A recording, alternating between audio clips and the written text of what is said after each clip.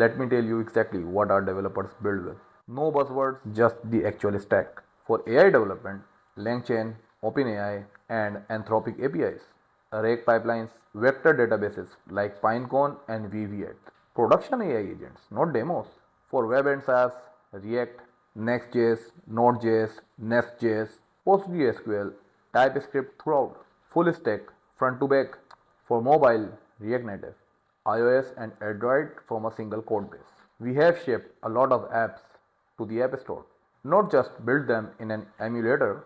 For CRM development, custom CRM systems built from scratch with your specific data model, not adopted from Salesforce that doesn't fit how your clients works.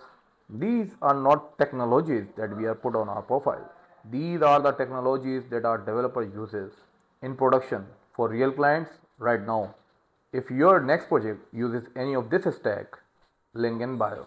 Book a call.